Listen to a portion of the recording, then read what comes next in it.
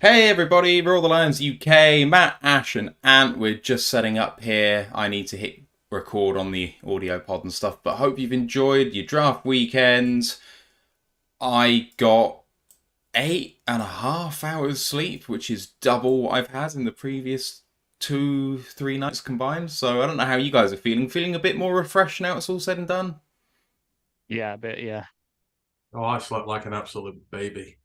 I bet you did. You got an early night. I was Oh, like, there were only about 25 picks left when I gave up. It wasn't that long left. it wasn't that long left. No, you're right. Okay. Hey to everyone in the chat. Grandizer, Paul Airwalker, Mark Malash, Brian Shook, One Pride 40, Robert 360, and Austin Damon 2010 in the Twitch chat as well. Good morning to you all. Hope you've had a great weekend.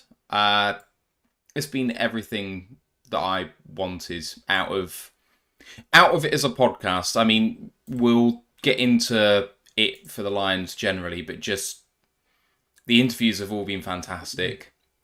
We've had the majority of people that come on. We haven't had many people drop out. We only had one today, and that's been it. Everyone else has come on, whether it's at the right time or not. And some amazing interviewees, boys. Yeah, Yeah, it's been been. really fun to hear. Be you go Ant. I was just saying. No, carry on. Ash.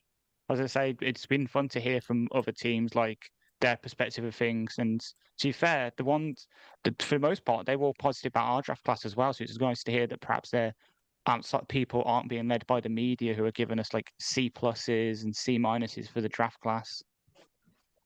Yeah, well, national media know nothing, so it's like fantasy football gurus and stuff have gone after us. It's like, I'm sorry we've drafted Jameer Gibbs and he's going to be in a timeshare, but it's your fault for drafting him in Dynasty. Don't blame us because you're upset.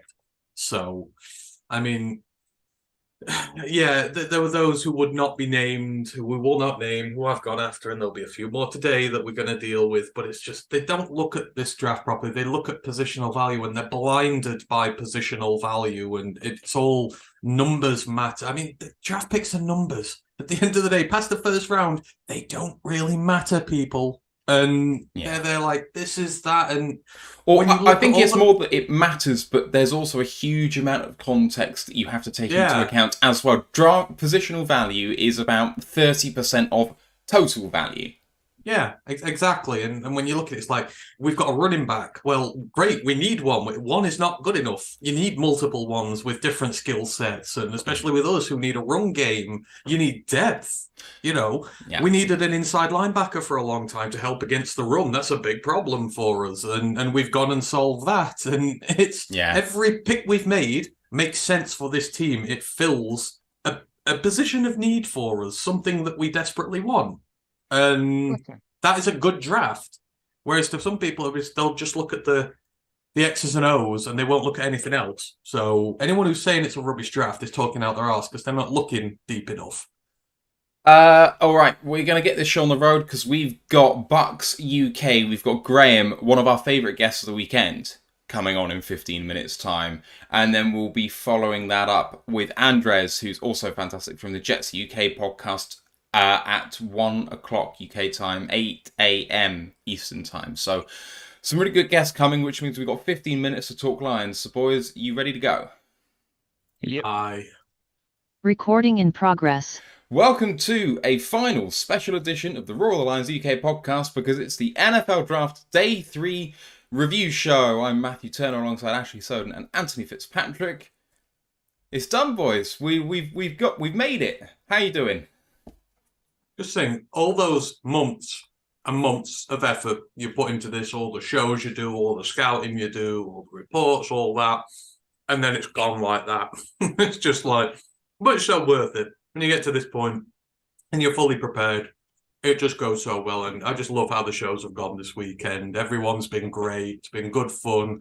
People have backed us, watched us, listened to us. We really appreciate all of you who've rolled with us this weekend. It's been a hell of a lot of fun, and I'm not going to lie, I am really looking forward after this show today to just sitting on my sofa, chilling out, watching a bit of bad TV and relaxing and letting it all de-stress.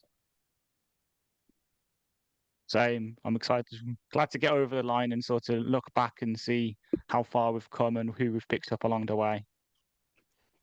And I think you should... Oh, we'll sit coffee for subs. There you go. We have a sub. Big Aries 70 subscribing at 1. His 16th month says, let's go. Thank you very much, Big Aries. JC Paxton is also here from Canada, sipping the blue Kool-Aid. Let's get into the Kool-Aid chugging. Actually, let's first just talk about our Discord channel.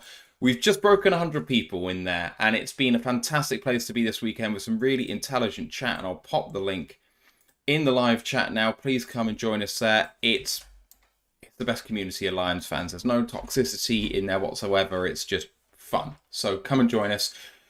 College football podcasts, I have no idea what we're going to do about that, but TBC, and shall we say on the college football show? Yeah, so I've got to start preparing season 3, so we will be... I've not checked the exact date yet, but there are 11 conferences, 10 conferences, independents, and a HBCU show to do, so I need 12 fit in before the start of next season, so it won't be long. Probably going to be about a month, and then we will be back at it. We will be looking through each conference bit by bit, letting you know about the teams, breaking them down, players to watch, just as we did last year. Except I'll be doing all 11 this. I did about 6 last year, so I just need a little bit of a break before I embark on that endeavor, because it takes about 2 days to do a conference. So a lot of effort you got to put into that one. But yeah, about a month and season 3 will begin. So hopefully you will join us all for that. And we will just be talking college football. No draft, no mocks, just good old college football. So keep an eye out. Join us when we're back. If you've enjoyed our content through the draft weekend, if you just want to support the show and all the effort that we've put in, there is a tip jar. There's a PayPal link in the YouTube description down below, or there's always bits that you can cheer with on the Twitch channel too. And we have a free giveaway running. It ends Friday midnight Eastern time. There are 4 different prizes that you can choose from if you win, and they're all incredible. So I'm putting the link for that in the live chat now as well. If you're on the audio pod, it's our pinned tweet. So go to ROTL_UK. Free to enter. You just have to follow us on our platforms in order to do that. And there's a DeAndre Swift, I know it seems funny now, but an incredible looking helmet, signed full-size helmet that he's signed. There's also some really cool Lions Legends jerseys, or a signed Reggie Bush jersey, or some retro Pistons jerseys in there. Why not do it? It's free. Let's get into this before our guest arrives, because we will be joined by Bucs UK and the Jets UK pod very shortly. Lions traded running back DeAndre Swift, I'm wearing his jersey today, in commemoration of him, for a 2025 4th round pick, and they moved up 30 spots in the 7th. Boys, it felt like this was inevitable, but do you like the value of this trade? I mean, we all called it, didn't we? I think you theoretically asked us this question before the start of the draft yesterday, and we all just said, yeah, it's going to be done. I like the value for the trade, and Howie Roseman is a really good GM, don't get me wrong, but I feel that he's gotten to the point now where every move he makes, people just kiss his ass and say, it's a wonderful, godlike move. He can do no wrong at this point, but it's like, he has given us a 4th round pick. Yes, it's in 2 years, but we got a pick swap 30 picks up. We were able to get our outside X receiver with it, who we might not have done otherwise. And we've got a 4th round pick in a couple of years. Now, for a running back who consistently cannot stay healthy and can be inconsistent when he is on the field and has not lived up to the hype that we all wished of him, that's a good deal. In a running back heavy draft, when you could have got a rookie on a cheap deal for 4 years, he's gone out and got a guy who can be that guy, but they'll need to pay him next year. And if he does well, he'll want top money. He's not going to go there and take an easy deal with them. So I feel a 4th round pick is fair. I know it's 2 years down the line, but in 2 years, we might really need that pick, or it might be of great importance to us. So, and he wasn't going to get on the roster this year. And we've got someone in undrafted free agency who can be running back free for us on a much cheaper deal. So it's good for the Eagles. If they can get him going, good pick for them. It's good for us. I think we've both done well out of this, and I refuse to believe that Howie's rinsed us on this one. Completely agree with Vance. Just ditto what he said. Yeah, at the end of the day, for me, I said I hoped for a 5th round pick as compensation. But hope kind of indicates don't expect. I thought his value was probably top of the 6th round pick. When you talk about capital being deferred into the future, you generally say 1 year equals 1 round. That seems to be a sort of rule of thumb. So a 6th in 23 becomes a 5th in 24, becomes a 4th in 25. Like, I think this is par value. I don't think we've been rinsed. I don't think they've been rinsed. We weren't getting a comp pick back for him, so there wasn't any point in playing that game. We've got so much cap space coming that we're going to be buyers. And when you buy, you don't get comp picks. That's how the formula works. Now, Harry Roseman does play the comp pick game. He loves getting loads of draft picks, not re-signing them, letting them go elsewhere, and getting more comp picks. So it's very possible that when DeAndre Swift isn't re-signed by the Eagles, because I don't believe he will be, at the end of this coming season, that they will get a comp pick in round 4 for DeAndre Swift. And so they will have given us a 4th round pick, and they'll receive a 4th round pick in return. But that comp pick is new capital. So they've got a 4th round pick, and we get a 4th round pick, and their 4th round pick just kind of came out of thin air. Everyone kind of wins here. So best of luck to Swifty. Amazing running back for his time here. When he was on the field and healthy, he looked like he could be a world beater. But we hopefully have got some more consistent production now. Let's move on to our draft picks, and I'm going to start with our pick at 152 in the 5th round, which is offensive lineman Colby Sawstall of William and Mary. Now, boys, this one came a bit out of left field. I don't think many of us have looked at many William and Mary prospects in this draft class, but now you've slept on it a little bit. Have you seen anything from him that you want to report on this? Do you think potentially it might have been a reach, or, you know, the fact that maybe it's in a position of need, or what are your takeaways from this? I don't think it's a reach per se in terms of the talent, because when you get to day 3, it's basically dart throws anyway. So the gap between someone you might have like a 5th round grade on and a UDFA grade on probably is so small, there's no point like debating it. But I've watched Brian Baldiger, who obviously does all these breakdowns on Twitter, his video on him from a couple of months ago. This dude, when he gets on the move and pulls, he can absolutely flatten people. And that's at right tackle. And obviously, supposedly, according to Bradley yesterday in his press conference, we're actually going to be sliding him inside to guard, and then with some like tactical flexibility. So him pulling on like a run to the outside with Gibbs following him, God help Noah Saul. I mean, I can't claim nothing. I can claim a lot watching a college football game, but he is one that I have simply not come across. You will have to ask Ryan about that as and when Ryan's back on the show. So, but like I said, there is no such thing as a reach in the draft on day 3.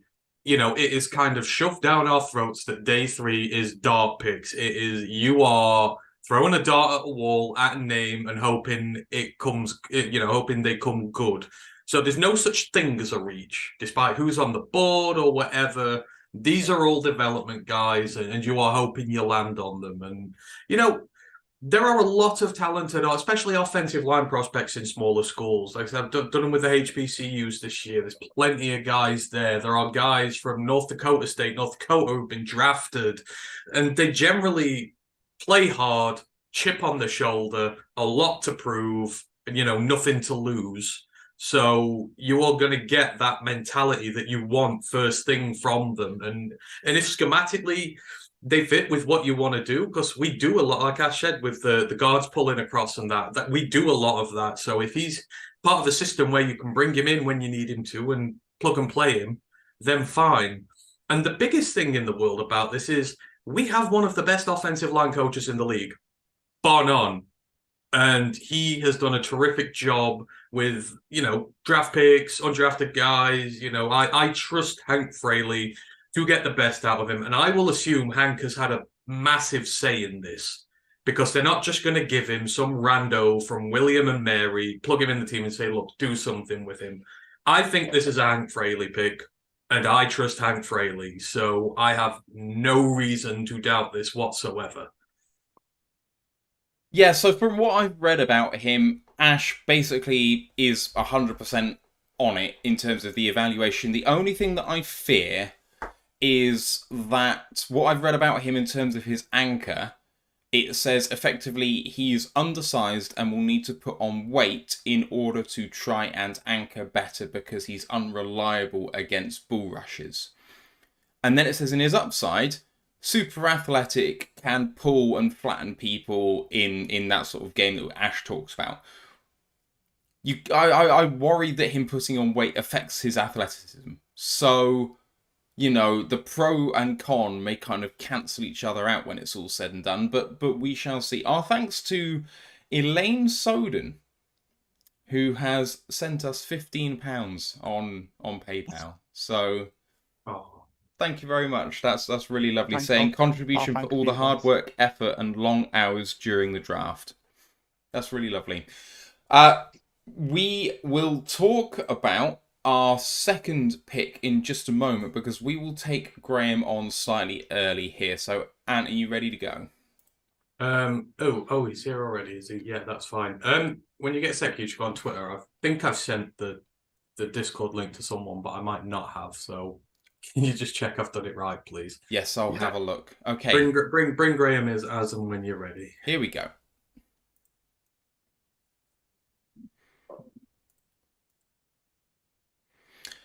Was that a DM? Was it, Ant? No, it was just check on the notifications. Someone put how do you go about with the link of it, and I think I put it in there. Hello, Graham. Can you hear us? Maybe not yet. Not just yet. We'll wait a moment. Oh, he's still connecting to audio. There we go. This is great podcasting content as well. Absolutely. Hey, we've done 30 hours, so we're allowed this. Hello, Graham. Can you hear us? Yes, can hear you now. Yeah. Yeah. Oh, surprised to find you guys still awake, to be honest with you. I think we're all surprised to be awake as well at this point. This one was a hard one to drag ourselves out of bed for this morning. So, but thank you for joining us once again, Graham.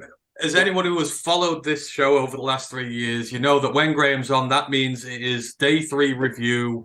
He's always here, ready to go with him. We really appreciate seeing you again, Graham. Let's get straight into it. So, Graham, Tampa Bay Bucs fan. We'll quickly go back 12 months because we've spoken to you every year so far. So, in terms of the 2022 Tampa Bay Bucs draft class, just to remind who they picked, they got Logan Hall, defensive tackle, Luke Godecki, offensive tackle from our own home state, Central Michigan, Rashad White, the running back from Arizona State, Cade Otton, the tight end, Jake Kamada, punter, Zion McCullum, the quarterback, Cole Clef, the tight end, and Andre Anthony, the outside linebacker. After 12 months, Graham, of watching this team, the draft class from 2022, it's way too early to fully grade it yet, but what are your initial impressions of the rookies they drafted last year? Surprisingly enough, probably the highlight of it all has been Jake Kamada, the punter. Our special teams is very average. I think vanilla is the term we've used often over the last few years. Jake Kamada has been absolutely lights out for us. He's got us out some tricky situations over the season. He's been booming the punts away, so that's probably been the highlight. He's been a real breakout in year one.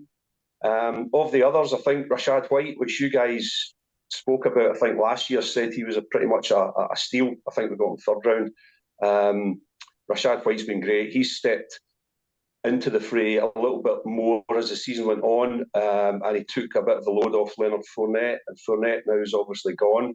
So Rashad White's basically RB1 in our team. He's the guy that's leading the way. They have brought in Chase Edmonds to augment the running backs. So I think probably in everyone's eyes at the club at the minute, Rashad White is probably our starting running back. The other guys in the draft, I think we got decent. Godecki certainly had plenty of playing time. Results weren't always great, but he's now got a good season's experience behind him. So we're expecting and hoping for better things from him this year. So yeah, it was a decent draft. No massive bright lights, but I think for me, Kamada was the guy for us. Always got to give love to special teams, but glad to see the punter's gone there. Obviously, one team's drafted a kicker and a punter this year, so may it do the same for the Pats.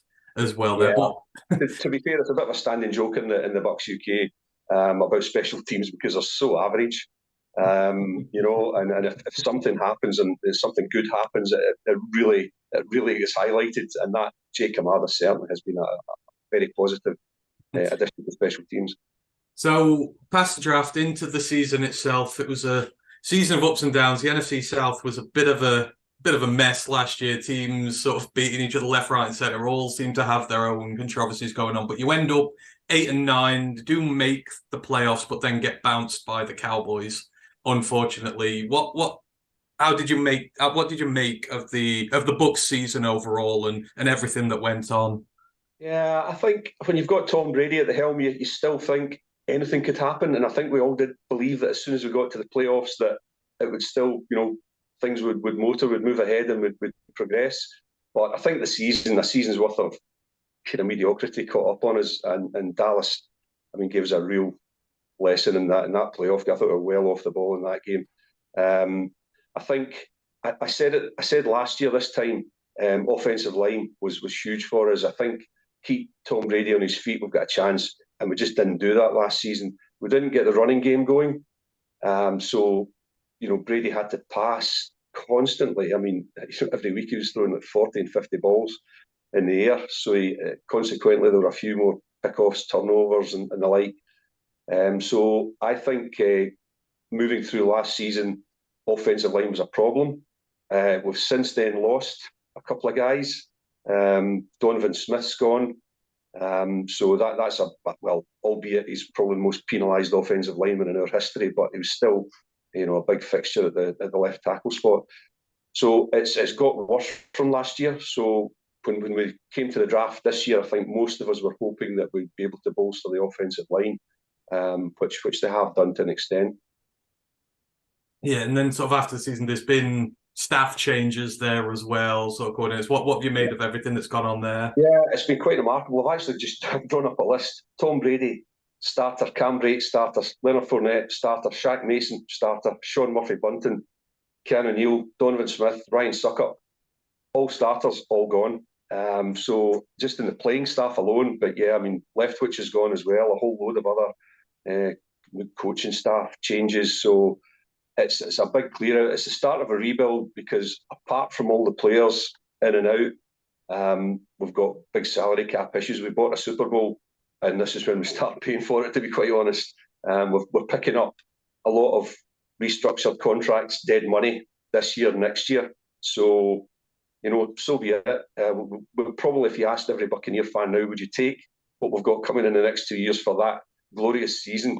Then they would snap your hand off for it because it's all about the Super Bowl. I don't want to rub you guys' noses in it, but it's all about winning Super Bowls, Oh no, absolutely, of course. Like you said, for a few years of pain, you'll get back, and then you'll be back again. But winning the Super Bowl is the one thing we do this for, isn't it? So when you get one, you will pay a pretty hefty price for it. And like you said, with the salary cap issues, it's sort of, you can see that because free agency was a little bit quiet for the Bucs, but obviously the one who did come in, Baker at quarterback, and then I think they bought one of his guards, Greg Gaines, in from the Rams as well. What do you make of Baker? Is this? What do you make of it?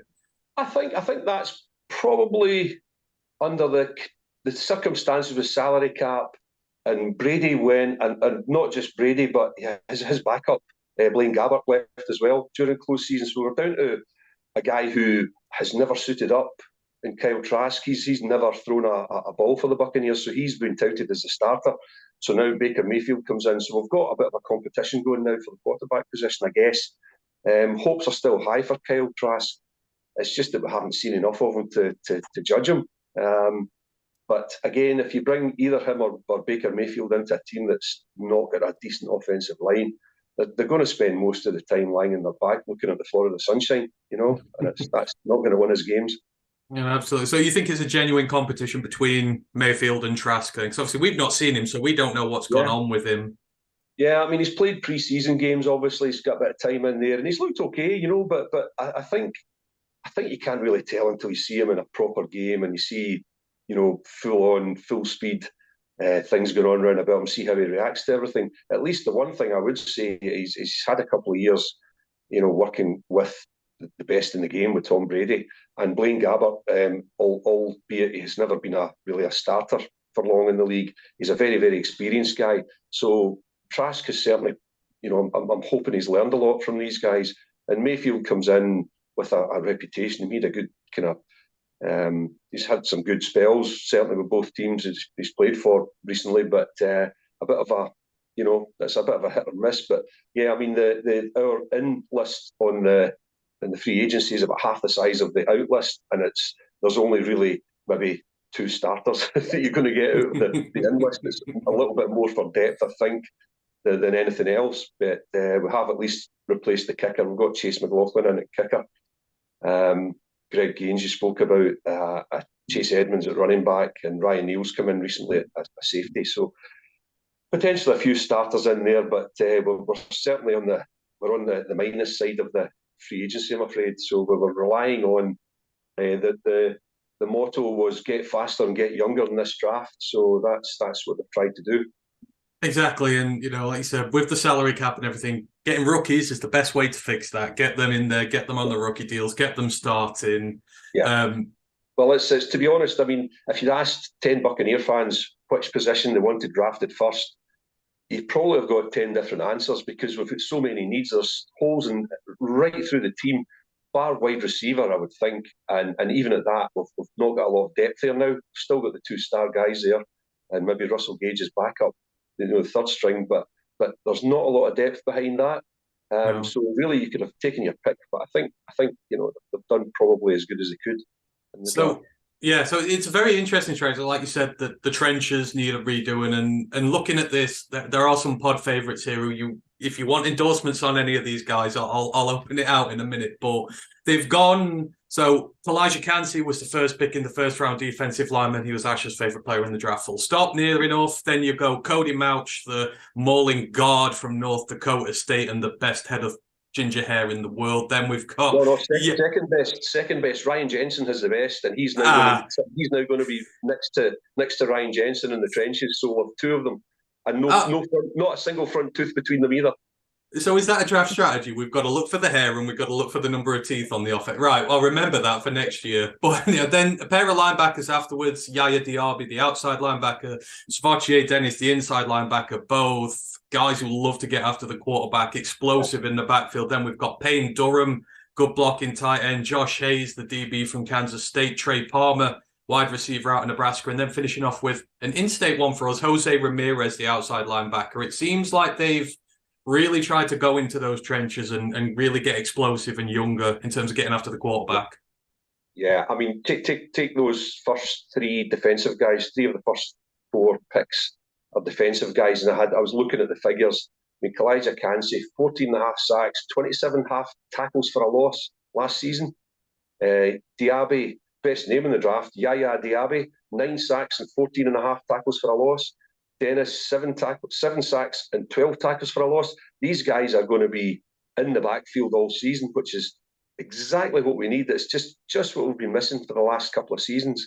With Joe Tryon-Shoyinka was the great hope.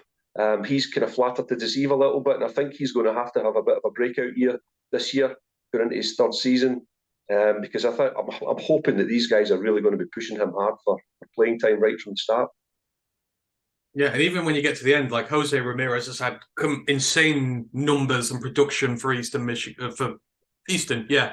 So, like I said, I think you've doubled down on these guys, and they're explosive. Cansey and Dennis come from the same system. That was one of the best defenses in college football last year on its day. So you can never tell when the guys, you see somebody drafted in the 6th or 196th pick overall, you think, well, he's just going to be kind of special teams fodder. But I mean, you guys brought in the boy, what was it, the linebacker that came in last year? Malcolm Rodriguez. No, Houston, I think. They called him, didn't they? He came in from nowhere and was an absolute star, and what an incredible season, So you just don't know where someone like that's going to come from. So, yeah, hopefully we can get something from him. I always wonder when he's 196th pick, why did 195 other picks not take him? But, there's a lot of very good players in there. There's probably a lot of very good players that didn't even get drafted. So I'm sure that they're all holding their phones just now, waiting for the GMs to phone them up and get signed up. That's today's job for the GMs, isn't it? Getting the guys who weren't drafted, getting them all signed up. Absolutely. Now, I know you two guys have got favourites in this draft here for the Bucs. Any questions you got for Graham or anything you want to mention to him? Go ahead. I mean, I guess just Diaby was my kind of darling in the draft just because of what he did in the combines. So he looked super smooth. Like, for all his production, I think that actually there just needs to be a little bit of pass rush polish put on him. But I think he could start. I think after training camp, I think he could take Joe Tryon Shayanka's place. You were saying you could push him. He just looks like he's going to be an absolute machine. And, I mean, Diaby was like in the 200s coming into the process a couple of months ago. So he's had like a big rise coming into it. But I still think he's undervalued at 82. So I'm really high on that pick. Yeah, I'd be happy for that. I mean, Tryon Shayanka has his first kind of season under kind of Jason Pierre-Paul and kind of learning off guys like that. And we hoped for a big push last season. And there wasn't anyone else behind him. So I think, I don't know that he got lazy, but he was one of these guys that he always nearly got to the quarterback. You know, he got a hand on him just as the ball was flying down the field, or he got one hand on him and didn't quite sack him. And he looks like he's still got pretty explosive speed, but he just doesn't have that many moves and he can't quite get to the quarterback. So maybe having somebody like Diaby to push him right from the start, maybe that's what he needs. Because we definitely, apart from anything else, we need depth at the linebacker. Because Shaq Barrett missed most of last season through injury, so we've still got Lavonte David and Devin White in the middle there. So we're looking right and left linebacker potentially. If Barrett doesn't come back strong, then we're looking for a couple of guys to make those moves for us. So he could be the guy, and I'd love to see that. You just mentioned Devin White, and obviously there's rumours that he's tried to ask for a trade because it doesn't seem like you want to pay him a new contract. And he's had a very up and down career, hasn't he? At times he's looked like a world beater, but sometimes he's been an utter liability. Yeah, I think you hit the nail on the head there. There are doubts, and you see some reaction on some of the message boards just saying, "Well, let him go. Don't pay over the odds for him. Pay him a decent contract, but pay him what you think he's worth." And he certainly, in the last season or so, he hasn't really shot the lights out like he did his first season. I mean, the season we won the Super Bowl, he was indispensable, but he's been very spotty since then. I'd still like to see him stay. I would like to see him be a part of that defensive front for years to come. But it's if he goes, he goes. It's going to free up a lot of cap space, I think, or at least we're not going to have to add a big deal to the cap, because I thought last time I haven't looked for a while, but I mean we're still like 20 or 30 million over the number in the cap, so there's a lot of wheeling and dealing to be done between now and the next cut-off point. Why don't you tell us a bit about Kalijah Cansey just quickly? I love the fit with you guys. Like, the big knock on Cansey is obviously the size. So putting him next to someone like Vita Vea, who's a big guy who'll demand double teams, he's gonna obliterate guards in single teams. If they're just go 1-on-1, he'll just use his first quick step, teleport past them, and then go down to the quarterback and the running back. I really love the fit, especially as we said, you've got Savaccia Dennis behind him to sort of take advantage of that as well. So Dub going down, like him blitzing down the A gap, Cansey come in. No one's going to, you're just going to absolutely blitz people to death. It's going to be amazing to watch. Yeah, well, I'm happy. You should be a Tampa Bay Buccaneer fan. You should come and join us. That's a really positive message. We should record this and play it to everyone and let them know that. To be honest, I mean, I'm not huge on college football. I start watching and getting involved in it as we come up to the draft. But watching the clips of Cansey, cannot believe how quickly he gets off the ball. He's passed people before they even move. Sometimes they stand up and he's gone. He's so quick off the ball. It's incredible. It is. And then you've obviously mentioned earlier about UDFAs. Obviously, your GM has made some calls already. Some great ones. You've got Syracuse running back Sean Tucker, who was definitely draftable. Raheem Jarrett, who's an absolute burner for Tagovailoa's younger brother, and then a pod favorite, right? The Iowa safety Kayvon Merriweather. So you're bringing in draftable guys as well. So even after the draft is done, your GM is making really good moves to obviously stock up your roster. Yeah, that's good. And to be honest with you, depth is going to be a real issue for us this season. So the more kind of good solid guys that we can get in there, the better. I just feel that the drop off after the starting 11 on both sides of the ball is going to be a problem for us this season. I say twice as many guys out as were brought in free agency, and most were starters that left. So it really does leave some pretty big gaps. But I'm quite pleased. I would have I'd rather have seen an offensive lineman in the first round. But to be fair, I think the initial clutch of good offensive linemen had gone, and there was a big gap. You didn't want to waste a number 19 pick on a guy who, the next one went, I think, 28th. So, I think we'd have been probably just overstepping ourselves there. So we drafted the best guy we could get for the defensive line, and then picked up Cody Mouch. He looks an absolute madman. I mean, seeing all the clips of him, he looks an absolute crack. And I think he'll fit right in with our offensive line. As I say, Ryan Jensen's is a bit of a nut himself. So I think the two of them have got on really well. So just talking about the undrafted free agency class, obviously there were a lot of offensive linemen in there, a lot of wide receivers, and quite a few running backs. Was that kind of where you wanted them to go when the draft was done? Were you thinking, yeah, that's kind of where we need more guys? So do you think they've got the handle on that? Yeah, more depth. We just need more depth. Get I think as many offensive linemen as you can into camp and see who shines. Same with the defensive lines. It's been in the trenches where we've lost this season. We haven't had enough pressure on the quarterback. We haven't got the running game going. I think a guy like Rashad White has shown in flashes how good he can be, and I think if he had a decent offensive line in front of him, I think he could burn a few defences this season. I'm really looking forward to seeing him take up the number one position this year. Good to see. Very positive from last season. So, now the draft is sort of done. We're going to be going into the offseason now, but you've seen what all the teams around you have done. The NFC South it's very hard to call at this moment in time. The Falcons on paper look... Can't believe that you guys let Jamal Williams go to the Saints. Sorry, he wanted too much money. So with running backs, it's always one of those things. But the NFC South is in flux. Obviously, the Falcons have done really well in the offseason, but Desmond Ridder's there. Can he be the guy? The Saints have been flattering to deceive for years, but they might have their quarterback now. And then the Panthers also, you think, maybe they've turned a corner. What are you expecting from the Bucs in the 2023 season? What would you like to see them do, given the situation they're in? Well, 17-0, clearly. But being realistic, I think if we got to 8-9, 9-8 again, I think that would actually probably be reasonably successful. But I don't think that would get us into the playoffs this year.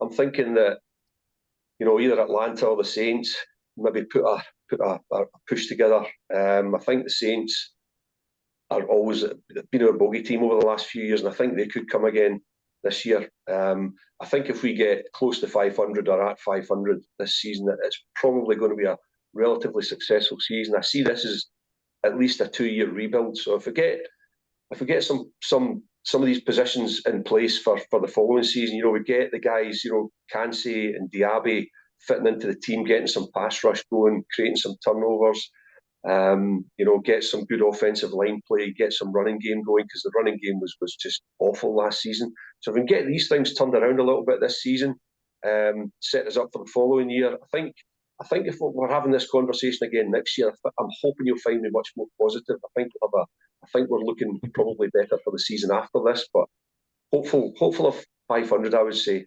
That's my realistic thoughts. I was about to say, in the 3 years we've been doing so, we'll have had completely ecstatic, sort of tenuous last year, and then it's rebuild this year. So like you say, hopefully it's on the up next year, and we see. I think so. We're not on the same kind of trajectory as teams like the Lions have been coming for the last. You've seen it coming for the last 3 years. I'm sure I said a couple of years ago. You guys can see it coming, and it's just building year on year. I think maybe this is the breakout year. There was a slightly odd draft for you guys at the. Maybe one or two picks that no one expected. I don't know if you did the first round, but I think you've got a great general manager, and I think you've got a great back office, front office staff, and they really have them on the up. The coach is an absolute nutter, and he really gets the players playing for him, doesn't he? Yeah, I mean that's the thing. It's trust in the regime, and at the end of the day, while some picks may not to the outside represent value, a specific need has been fit for every pick here. So there were, because we came in with a pretty decent roster and it was kind of no glaring needs. It was more very specific needs we needed. So we might have had to go a little bit higher for them, but it's getting the right players. Like you said, with Rodriguez, who came in last year, perfect scheme fit for us, round 5, and he's a starter for us now. And that's how they've done it. It's temperament as well as talent. So sometimes you have to reach for them guys. So yeah, I think when you start from a relatively good position that you were, you can do that. I think for us, we were not going to reach for an offensive lineman. We needed speed on defense and the defensive front, so we had to do that. I think we made the right move in the position we found ourselves. So happy enough. Always look to the first 3 rounds to be the guys you look for starting, and I think I look at these 3 guys and think each of them could be starting, but by the beginning of the season they could be in the lineup. So that's pretty good. We'll see how it goes. We'll see how it goes in a year's time. Absolutely. Guys, any questions you want to ask us? I know we're coming to the end of our time here. Graham has to go, so anything else for Graham's got a hard out in about 4 minutes' time. So maybe instead of that, Graham, why don't you talk about Bucs UK as a community and what's been happening as a group for you guys over the last 12 months? Yeah, we've had a fantastic time. It was a cracking season for us this side of the Atlantic, because, of course, we had the main event was the game in Munich against the Seahawks. So a big contingent over for that game. We had a cracking weekend or week. Some of us strung it out to a week. We had a win, which is fantastic. The season as a whole, some ups and downs. We had 3 meet-up occasions where the fans in the UK went to different. I think there's one in London, one in Birmingham, one in Leeds. I went to the one in Leeds, and we had a cracking night watching one of the games and having sharing a few beers and sharing stories. This coming season, I've been tasked with arranging one in Edinburgh. So what could possibly go wrong? A weekend in Edinburgh. So I'm in the throes of trying to sort that one out, and we'll have another couple of meets down south as well. And it's a great camaraderie in the club, and the social media stuff's going from strength to strength, and we've got really good contact. We have really good contact with the Buccaneers at the highest level. I think I said that to you last year, and they've been so good to us. I mean, anyone that wants a ticket for a game can get a ticket for a game in Tampa, because just because of the relationship that we've built with the club over the last kind of 30 years or so. Need to pay for them, of course, but we do get, we're not guaranteed tickets, but I don't think there've been many that haven't got a ticket for a game along the way. So it's just a fantastic club. The Bucs UK, so I've been in it since about 1991 or something like that. So, it's a long time, and I've made lifelong friends there. And a couple of us went and did the park run in Munich last year as well. A couple of old codgers doing the park run. And that was actually my time in park run, was the club competition. And estimates of my time range from about 20 minutes to 7 hours, 56 minutes. But it was just, it's a really good club to be a member of. There's a lot of good people there. Anyone watching who is a Bucs fan, I don't know if there are any and aren't members, then look us up online. You'll find us there. Great community, fantastic. And Graham is also a fantastic follow on Twitter as well, at GrahamReed9. So, Graham, thank you so much for, again, 3rd time in a row, donating your time to our little show here. Appreciate it. Amazing interview. Enjoy the rest of your off season, and good luck for the next 12 months. Yeah, you too. Good luck, guys. Thanks. Take care. Bye. Bye. Oh, man. A few of the guys who've come on and spoken about their relationship between them and the team itself makes me very envious, because the Eagles guys getting some of their scouting team on is just like, what? How does that happen? I think the Cowboys said they had their football operations guy on their show. Current and former players being invited on. We need to, I don't know how we bloomin' do this, but we need to make this happen with the Lions. I don't know how keen they'd be to do it. That's the problem, but... Yeah. I mean, all we got to do is just keep on grinding, keep on doing it, and it comes to us. Everything comes to us eventually. We work hard, and we'll make our own opportunities. So, who knows? Maybe going over there next year might spark it, but, Maybe. For now. We shall see. Anyway, let's move back on to the Lions in our little break here. We've got 15 minutes until we'll be joined by Andres from the Jets UK podcast, the last of our interviews in this cycle. And in the 7th round, the pick, I said 249, but that can't be right because we moved up 30 spots. Must be 219? 219. 219, Yeah. Thank you very much. Take the wide receiver from UNC, Antoine Green, 90 receptions in his career, 1,710 yards, 15 touchdowns, PFF grade last year of 74.8, 6'1.5", 199 pounds, RAS of 8.68, deep ball specialist, limited production. He's only had kind of 2 years where he's been the starter and he's kind of dealt with some injuries earlier on in his career. He has a limited route tree. But he's going to be a deep ball guy. Kind of sounds, even though he has a sort of X-type frame just about, that actually he might be a bit more of a Z. Boys, what do you reckon? No, I think he's going to be the outside guy. It's what we needed. I mean, you could obviously scheme versatility with him and everything, but you kind of going to want to develop him on the outside. And we were all asking for a development guy on the outside, given the picks and that, and we've got him. And the thing with Antoine Green is he's been completely and utterly overshadowed by Josh Downs, and with good reason. Josh Downs is a terrific wide receiver, but in terms of how Drake May likes to play and that, he loves to get the ball down the middle of the field. Downs is the guy he's looking for. So Antoine Green's kind of had to feed on scraps a little bit as well. But the UNC offense is really good, and it's been really good for many years. The only reason they've done nothing is because the defense has been horrible. But Antoine Green has been a good part. Like I say, it's nearly 19 yards of reception. So that's really good in terms of the deep threat guy you want. We don't need a versatile guy. We don't need someone who does a little bit of everything. His part in our system will be to get on the perimeter, to get out there and to bring the ball down in a contested catch situation, or offer something that makes the opposition defense sit a little deeper. And that's what you need him for. And I think he'd be a really good fit, actually. He was on the list of guys. Obviously, there were a lot of others I preferred, but he was on that list of guys who would fulfill this role. And at 7th round, you can sit, you can develop him, you can give him time. We've still got the guys to have a very varied offense in the meanwhile. But I think in sort of 12 months' time, we'll be looking, thinking, yeah, we're going to be able to do something with this guy. I think he'll see the field. I think he'll get some reps, and giving him enough time with Antoine Randall, I think we might have something here. So let's say pleasantly happy, because we got to day 3 yesterday and we said, what did we want? And I think the two options were offensive line and wide receiver. We got offensive line and wide receiver. So we've done what we needed. And I'm looking forward to seeing him. These UNC guys are always pretty good in the receiver department. Yeah, completely agree with Antas. I said similar when we picked him yesterday, to sort of look at the other side of things with him, which is obviously special teams.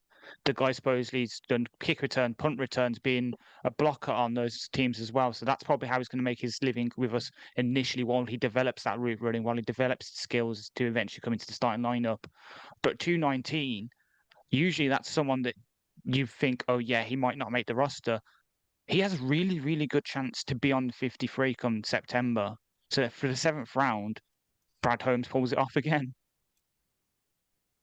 Yeah, I think the thing for me about looking at his production in college versus what he might be able to do in the pros is looking at his frame and looking at how he's come on. He's improved every year from a very slow start, but the frame is there, the skill set is there. He's a guy that needs just a lot of polishing, but like from a basic level, I really feel like the upside is potentially there. If you look at this as a straight replacement for Quintez Cephus, yes, it's 3 rounds later, and Cephus was a possession receiver that was actually quite reliable when it came to it, and Goff trusted him very much. But with Cephus, you were never going to get a really high-profile guy. Like, his ceiling was severely capped.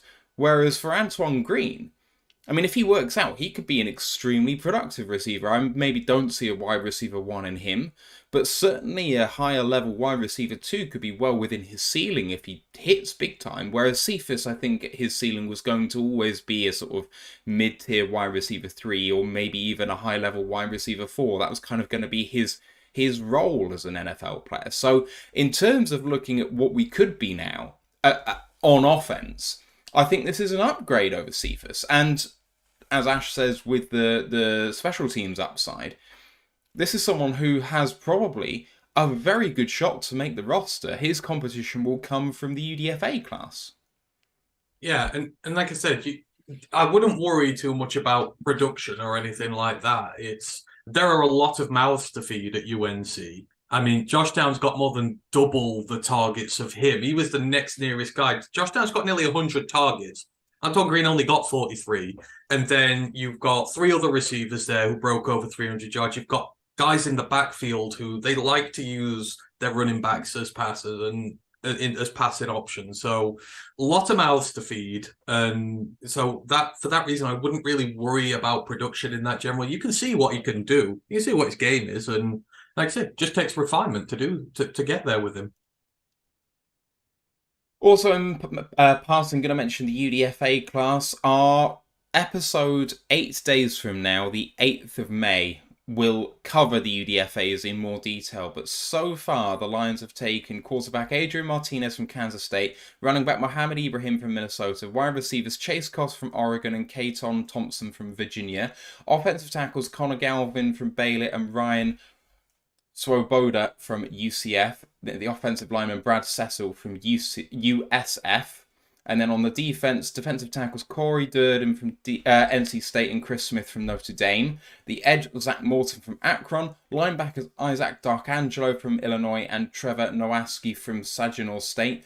The cornerback Starling Thomas V from UAB and the safety Brandon Joseph from Notre Dame. Just some high-level takeaways, boys. We've got about 8 minutes to go, which actually is a bit more time than I thought, so maybe we can have a little bit of discussion on these guys. There's some higher-profile names here that we thought could have been draftable guys, and even some of the priority UDFAs are going to provide something pretty specific in terms of skill set. So what do you make overall of this class?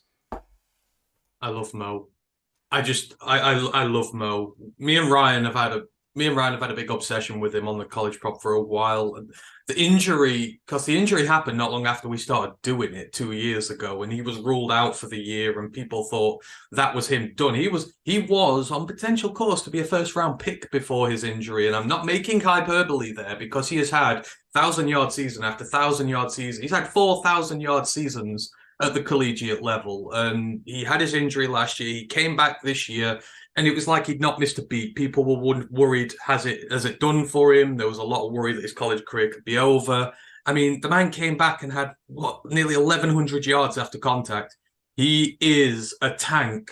He is a bell cow back. He's got a lot of mileage on there, but it doesn't matter. He can take it. His body can take it. It was just one unfortunate injury that did for him. And if you want a running back 3, he is the perfect type of guy. If you've got Monty and Gibbs causing havoc all over the field and, you know, an opposition defense thinks, oh, we've got them out the way.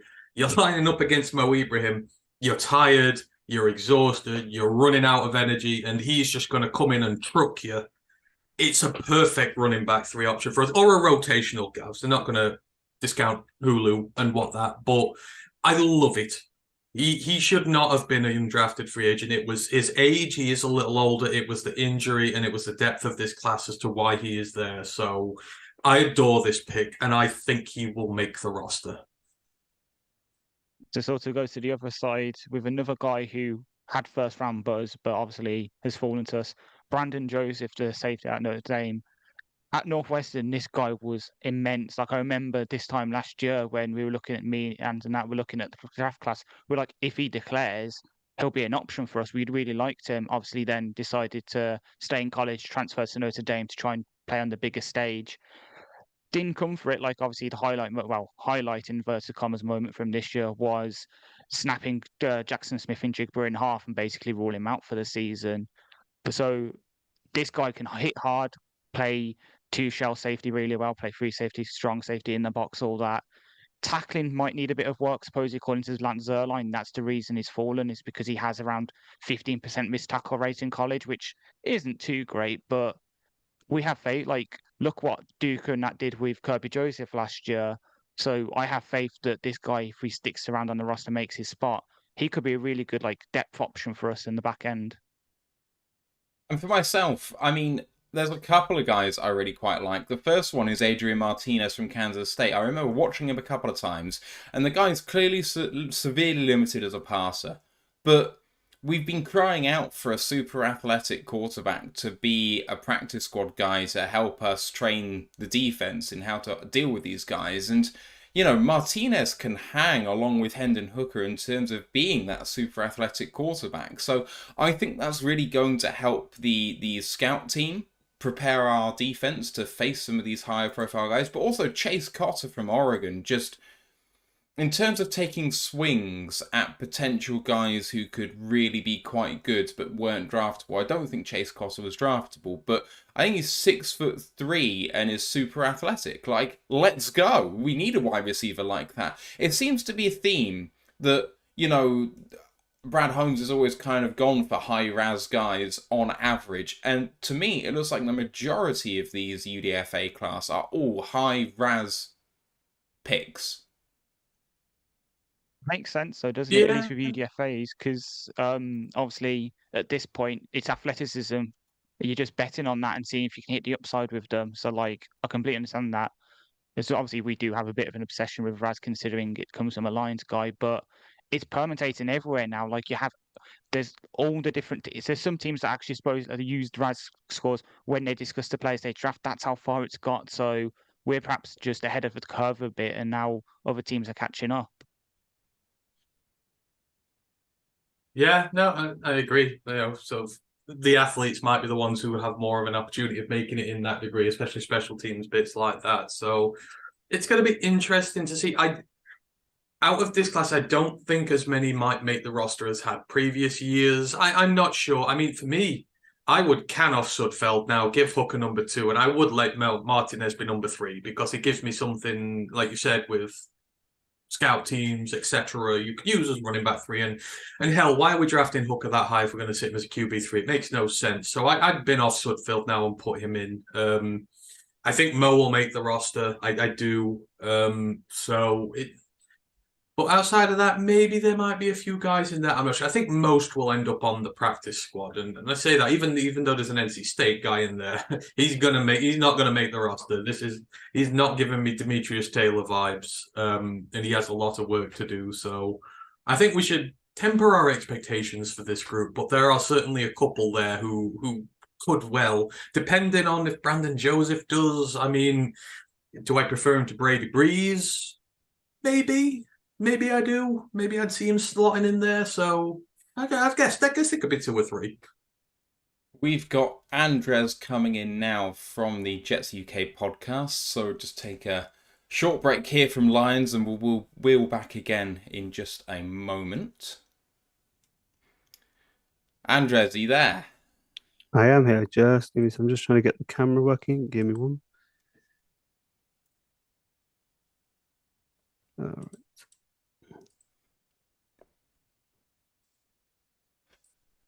I Can Help in the chat just says, "Oh my gosh, you guys look well slept. Amazing. My eyes are actually open for the first time this weekend," which is not hyperbole. I feel like $1 million. I should do that shots for subs things more often during the pods. I slept like a baby. You'll have to excuse me. My camera's not actually connecting. I just tested it on the Discord, but it's not actually open up on Skype. That's not a problem, Andres. We can do this without it. It's not a problem. Right. Thank you again for coming on and donating your time. 3rd straight year. We really appreciate you donating it to us. No, it's fine. I love coming on and jumping on and talking about the Jets and talking about NFL in general, really. Yeah. We're going to just take you back 12 months, Andres, because, the number of times we've spoken to you, it's interesting to kind of get the then and now perspective. So you had potentially the draft of all drafts last year. Sauce Gardner at 4, Garrett Wilson at 10, Jermaine Johnson the 2nd at 26, Breece Hall, the running back, Jeremy Ruckert, the tight end, Max Mitchell, Michael Clements. It really, for a limited number of picks, at least you had no day 3 picks, I don't think, last year. But, barring Breece Hall going down with that injury early, he looked like he was going to be Offensive Rookie of the Year. And then you got Offensive Rookie of the Year anyway in Garrett Wilson. Sauce Gardner, Defensive Rookie of the Year. It was a clinic in drafting, wasn't it? It was an incredible draft. It was one of the ones that really sets up where we are now with being able to bring in Aaron Rodgers and have a legitimate shot at a title, because of that draft class kind of complemented what else we already have. It really has helped out because the other draft classes that we've had previously, there's been hits and misses like every year, but last year was a big hit, and hopefully we get Brees Hall back healthy. Looks like he's progressing well, and yeah, just and a bit of a leap from Jermaine Johnson, who showed lots of flashes, and then obviously just continuation from Sauce and from Garrett, of what they did in year one, and taking it into their second years. And then looking at how the season kind of panned out for you guys, finished 7-10. It was the second year for your rookie quarterback, Zach Wilson, and he flattered to deceive, I want to say, really. He really just didn't turn it on at any point, and it kind of looked like it was starting to waste the sort of investments that you guys have kind of made at wide receiver and what have you. At any point you started to make a little run, kind of regressed again. It seemed to be, for me at least, a super frustrating season if you're a Jets fan, because there was so much promise there. Yeah, it was such a promising start, but we were winning in spite of Zach Wilson. I mean, you never want to really admit how much of a bust the guy was. You have the flashes of play. He's obviously super talented from a physical point of view, but he just didn't get it from a mental point of view. And you're thinking, okay, rookie year, rookie. You're thinking hopefully in that second year he'll make the leap. Mentally, he just never did. He just had never developed the mental part of the game, and it just came unstuck. Infamously, the Patriots game where he refused to take ownership when the offense had only scored 3 points, and the defense held the Patriots to 3 points until that last minute kick return that got them the win.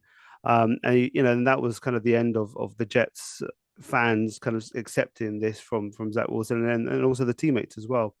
And from there, it was just kind of bring Mike White in, and he got injured, and Joe Flacco comes in, you get Zach back in. It was just we had zero QB play by the end of it. Zach Wilson's confidence was shot. Mike White got injured, and we were trotting out, fullback turned quarterback Chris Trevor out, in a must-win game against the Jags on Thursday Night Football prime time. So it was a disaster the way it ended. We effectively played with no QB, effectively. So if you think we had that team, we won 7 games with hardly any QB, and now we end up having Rodgers, who is anywhere between a 5 to 10 best QB right now. It depends on where you land on him, but I know you guys aren't very fond of him. I'm sure you're fond of him to get him out of the division, but I'm sure you'll understand how good of a player he still is potentially, especially if he can bounce back from. He did have some niggling injuries last year. That's our hope. That's our hope for this year, and that's where we kind of springboard into this year, and hopefully make a good shot at it. Especially just let's break that playoff drought first and foremost. 12 years without playoffs. Let's break that drought, and then we go from there. So let's talk about the Rodgers trade, because there's two elements here, isn't there? You've kind of mentioned Rodgers the player, and in 2 of the last 3 years, he's been the MVP. Last you said niggling injuries, but he wasn't a good quarterback, and was that just the injuries is, I guess, kind of the question. But as Lions fans, we've learnt never to bet against him. But then there's also the trade terms itself, and you moved down 2 spots in the first round. You gained pick 170, but lost 42, 207, and a 2024 second that becomes a first if things work out. So you've got to assume that it will be a first, I guess. Yeah. Do you think... Are you happy getting him, and what do you make of the trade terms? Yeah, delighted getting him, because as much as you can say, 39-year-old quarterback, and he had a bit of a down season. He was coming off 2 MVP seasons back to back before that. He did pick up that thumb injury that I saw live at Wembley at Tottenham, which it was on that last play, that last Hail Mary attempt. He got a thumb injury, and and I think it wasn't working out in terms of the receiving core. There was multiple problems there, but it did. He started to cook at the end of the season. Obviously, didn't go well against you guys. You kind of ended their season. But before that game, they were on a bit of a run to try and get into the playoffs, and he was playing really well in spite of the injury. So, with what we've seen at QB for the Jets, he's a massive upgrade, and it's going to be a completely different realm of you guys have obviously been a team that struggled throughout the years, like the Jets, but you've had Matt Stafford. So, you didn't have QB play. The Jets have had the worst QB play of any team in the NFL. you know, even when we were good with Rex Ryan, we had Mark Sanchez, we won in spite of him. So, if you think of all the QBs here, Mark Sanchez, Geno Smith, Sam Darnold, Josh McCown, Fitzpatrick just for 1 year, and then the next year, the Cinderella effect finished with him, and then obviously now Zach Wilson. It's just been an absolutely atrocious QB play, and so to have Rodgers there, it just elevates the team, and it's going to be completely different to what we've ever seen. I've been a team, I've been a fan for 20 years, 22 years. I've never seen a QB this good play for the Jets and wear a Jets uniform. So we are really excited for it. In terms of the terms, we probably gave up more than we wanted to, but then so the Packers probably accepted more, less than they wanted to. It was kind of one of the things where this ridiculous thing went on for 6 weeks, about leverage, and Jets and Packers Twitter started to really hate each other. We never had any bad dealings with, but it became so bad blooded. It was like really, really nasty online.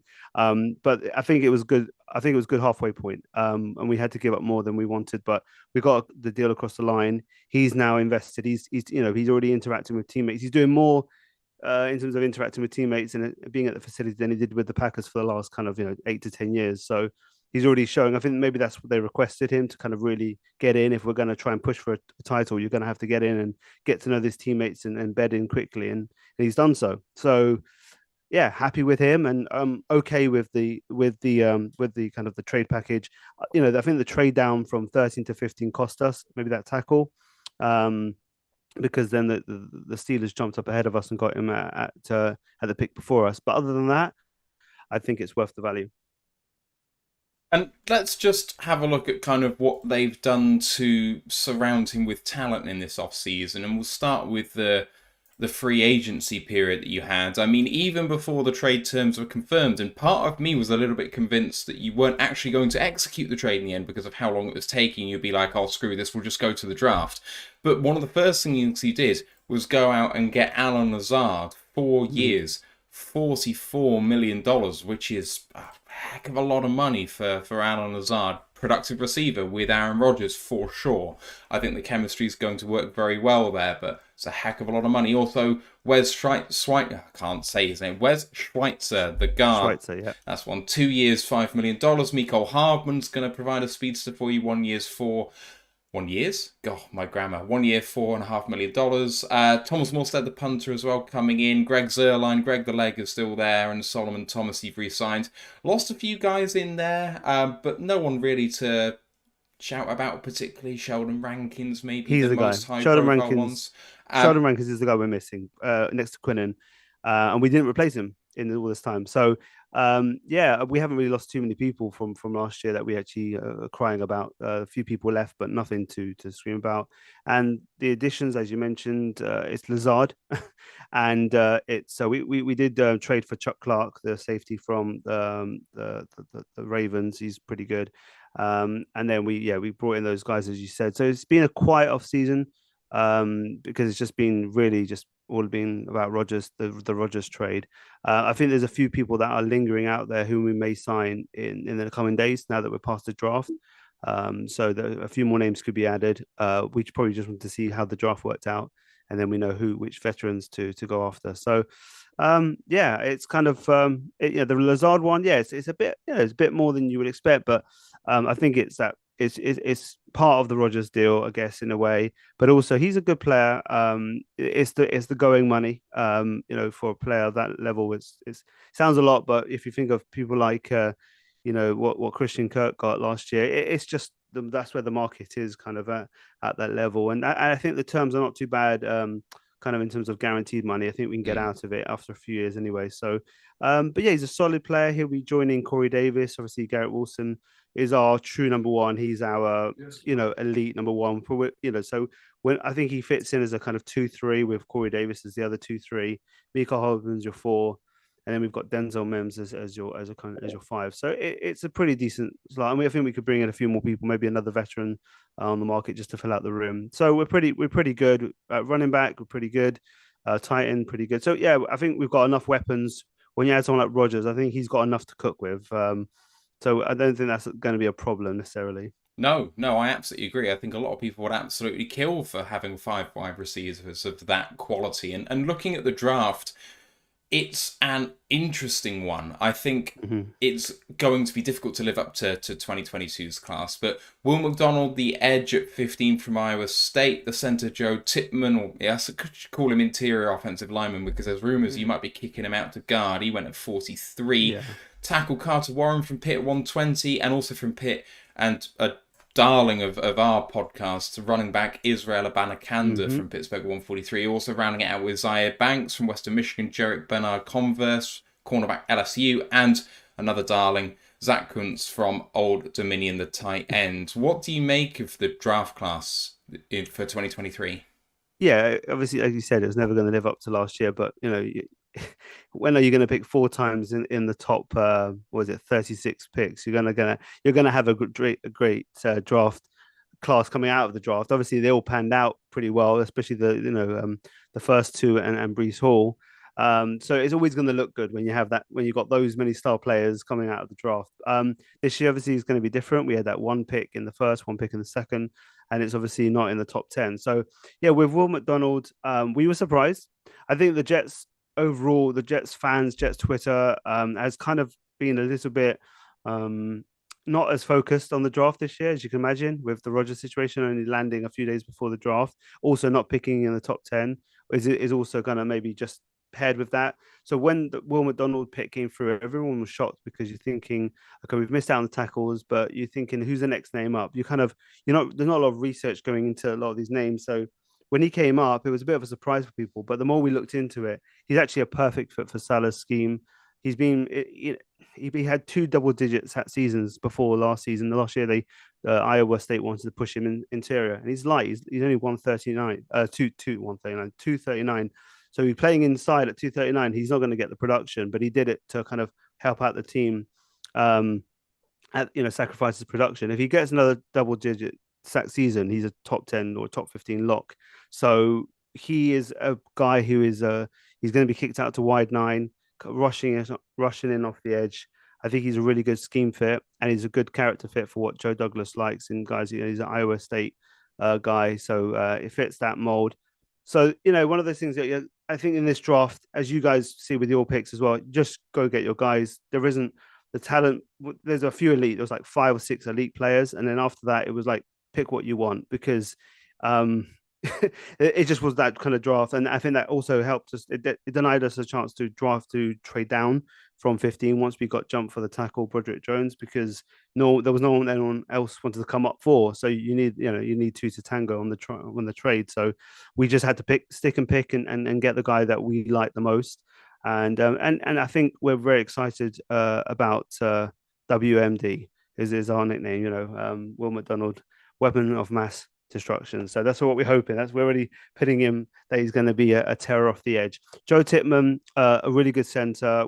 I think we like John Michael Spitz a bit more generally as Jets fans, and they met with him a lot. But Joe Tippmann's an athletic center who can push out. He can actually kick out a lot and pull and do some really good things with his athleticism. So yeah, we're really happy with him. We wanted a center. We got a center.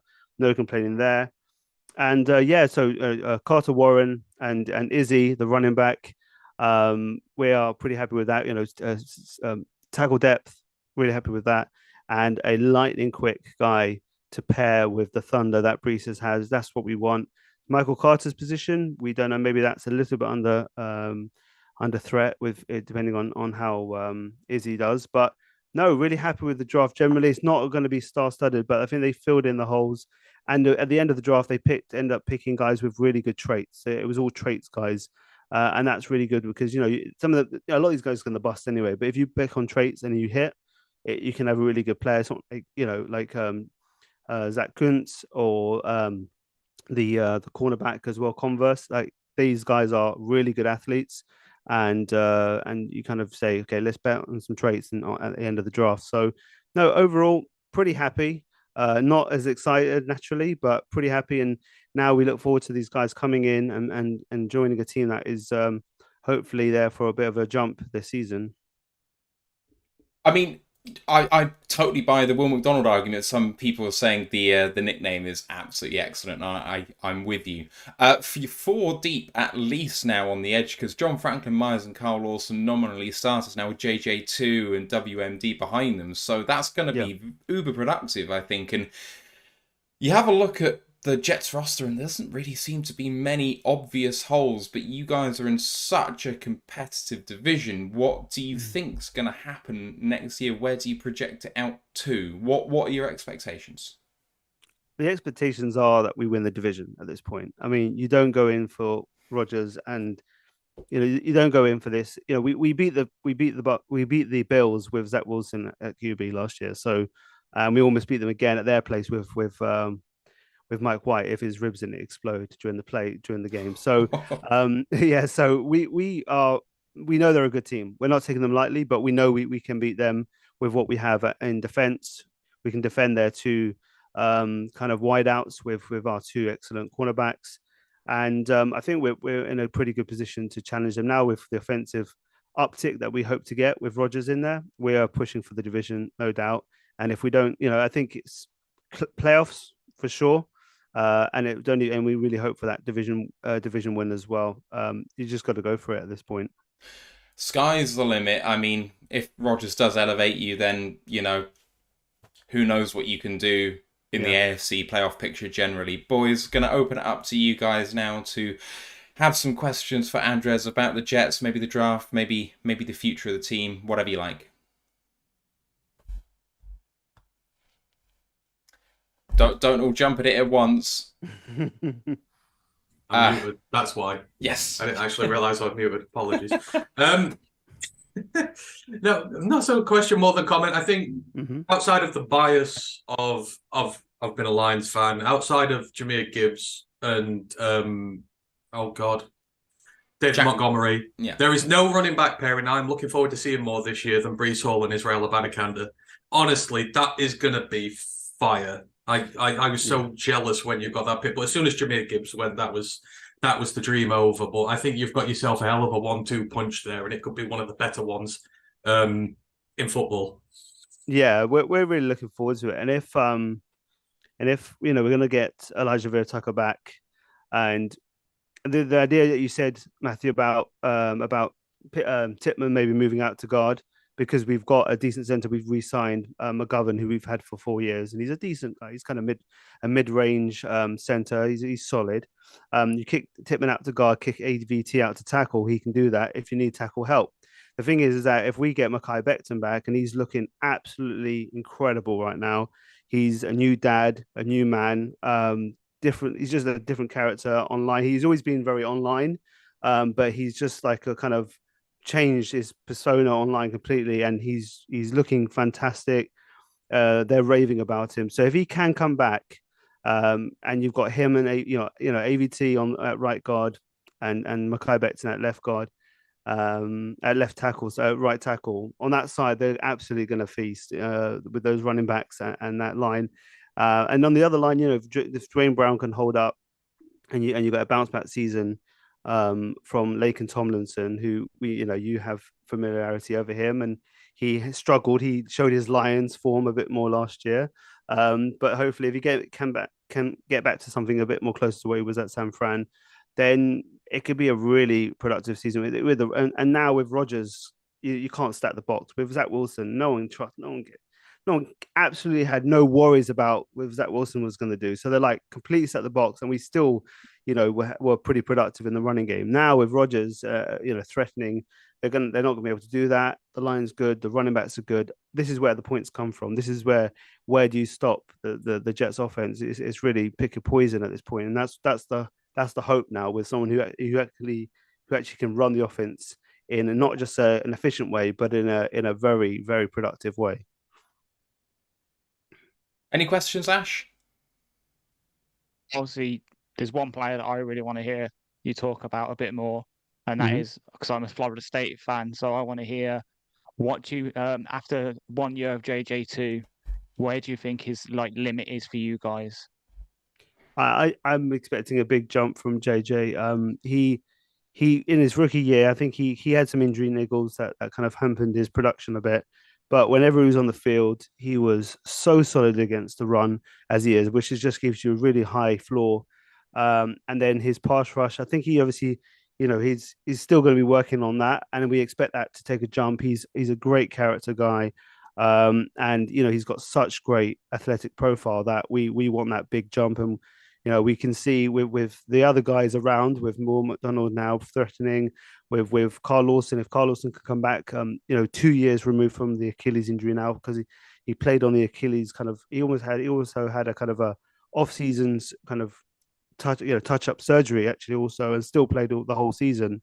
So if he has another season, a year later removed, it's just going to open up things for JJ, and we're going to absolutely feast. And with Quinn Williams in the middle, it's just got to get a partner for Quinn Williams next to him, and then after that, it's kind of just absolutely go to town. Especially now that the Jets should score points hopefully, and they can actually be in positions where the other team's going to have to pass a bit more.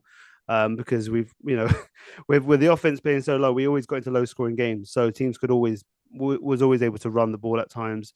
Now it's going to be more difficult, and we expect JJ to get that kind of easily get that 8 to 10 sacks this year. That's the hope for him. Just to finish things off, because we're coming to the end of our time, I know that the last time we spoke with you, the Jets UK podcast was on a little bit of a hiatus. Can you just update us on where you are at the moment? Yeah, I mean, we're still at this point now. We're in conversation. I'm speaking with some of my former co-hosts. We're looking to get back into it. Obviously, now it's such an exciting time. It's such a shame that we covered the team when we were just kind of on the upcome. Now we're kind of at a favorite. We're at a really exciting point with the team. But we are trying to get back into it. It's just a scheduling thing with families and work and everything getting back. And it's just as we came out of COVID, everyone's working from home, so we could record at different times. It was now everyone's back at the office now. That's where it became a bit of a problem. So now, we're working on. We want to get back. We really want to get back, but it's just kind of one of those things where we've got to find out a schedule that doesn't press on too many people's time and makes it kind of a struggle to do so. So we're still working, and we are really excited about where the team is as individuals. So we would like to get back into it, but it's still TBD at this point when we're going to get back. We have a question on our WhatsApp chat for you at the moment. It's from Rob Waston. He asks, aiming for winning the division, it's competitive with the Dolphins and the Bills in there. I won't mention the Patriots, even though you want me to, Rob. It's not going to happen because they're nowhere close. No. Any quick impressions on your division rivals and what they've done in the draft? Because we were talking with the Bills guy kind of rounded things off yesterday. We were talking about them kind of being the presumptive number ones, but we were kind of indicating that we'd really love what the Dolphins had done in this draft to really become competitive. And I mean, that's all down to Tua, but he started out red hot last year. Those are three teams who all really rightly should consider themselves favourites between you and them two. Yeah, I'm not taking them lightly. I'm just confident in where we are in terms of how we played against them last year. Tua is an interesting situation because he can run the system really well. They've obviously got those two wideouts are just incredibly explosive, and the offensive coordinator is he's just great at scheming things up for his players. So they're going to put up points.